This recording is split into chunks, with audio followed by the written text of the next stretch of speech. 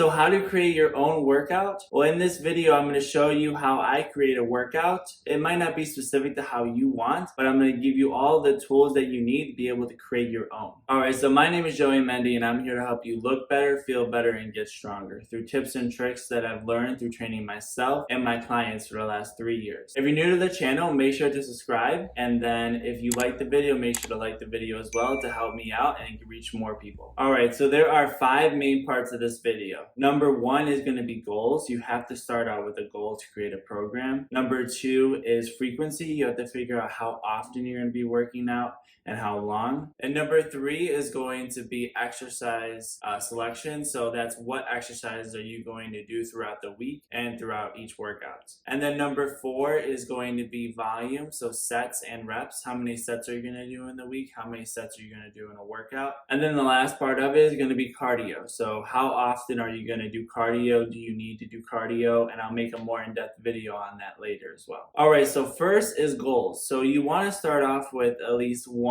to 3 goals. I don't like going above 3 just because there's a lot to do. And it could either be body parts, like maybe you want to change a muscle, or it could be exercise, like maybe you want to get better at bench pressing. And today, my goal is going to be abs and arms. And the second thing we're going to look at now is frequency. So frequency we're going to pick for this program is going to be 3 times a week, and we're going to be exercising for 1 hour. And third is exercise selection. So you want between 2 to 3 compounds in every single workout that you do. Compound exercises are usually using barbells or dumbbells, like bench press, squats, deadlift or hip hinge, overhead press, carries, and rows. And the fourth one is going to be volume. So volume, you want to look at sets and reps throughout the week and also your workout. So you want to pick enough sets to stimulate enough muscle growth throughout the week plus each workout. So what I'm going to pick is 3 sets because we're doing 3 workouts. So that equals 9 sets per body part to be able to grow. Okay, so the fourth one is going to be volume. So that's going to be sets and reps. So you want to pick enough sets throughout the week to be able to stimulate growth as well as through the workout. So I'm going to pick 3 sets per workout for each muscle group. That equals to 9 total sets per week. You want to get in around that range of either 8 or 10 sets in the week if you're a beginner or maybe a late intermediate. And then if you're more advanced, you want to get into like the teens and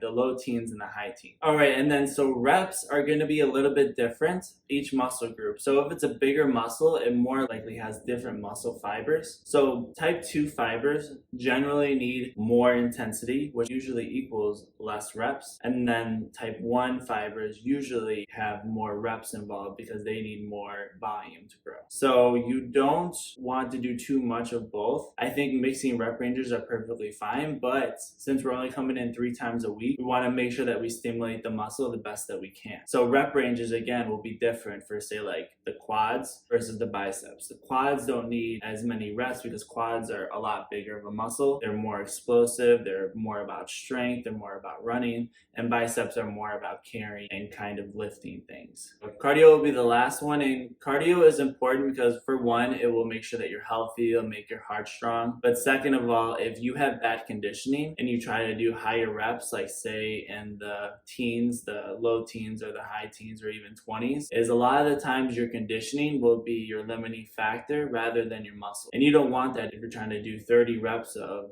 bicep curls. You don't want you being gassed out and you not be able to do any more reps versus your arms still being able to do a couple more. Alright guys, so this is the time you've been waiting for. We're going to create our own program. We're going to learn how to use the tools that I've been teaching you, and here we go. So the first thing that we look at again is goals. Goals is going to be arms and abs, as you can see. Our frequency is going to be 3 times a week for 1 hour, so we're only going to spend 1 hour in the gym or 3 hours total in the week. And volume is going to be 3 sets, and then the reps are going to depend on the muscle, which I'll be able to show you right over here. Alright guys, so as you can see, this is day 1. As we start off with barbell back squats. The reason why we're doing barbell back squats, the reason why I'm doing it is because my goal is to get a stronger squat. I don't really care about getting bigger legs. As I said, my focus in this program is arms and abs. So I just want to get stronger in this, so this is like a secondary goal. And then as you can see, we've hit every single muscle in the body except for the chest. The chest, we hit it a little bit with the overhead press, so so we aren't going to do it again in day 1. Alright guys, and as you can see in day 2 now, we are doing hip hinges. So hip hinges again are story, I just want stronger legs. I don't really care about getting them bigger.